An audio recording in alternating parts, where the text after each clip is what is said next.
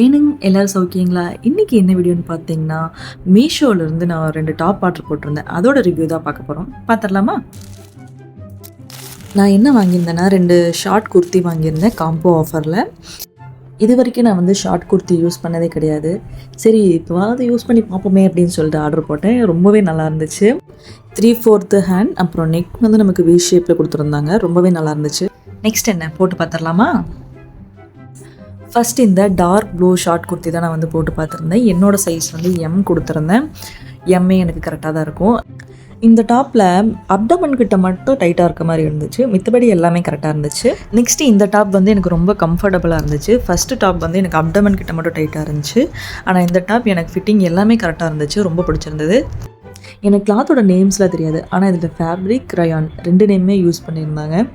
Regular யூஸ்ன்னு போட்டிருந்துச்சு. இதோட rating பார்த்தீங்கன்னா 10க்கு 9 கொடுக்கலாம். அந்தளவுக்கு சூப்பராக இருந்துச்சு.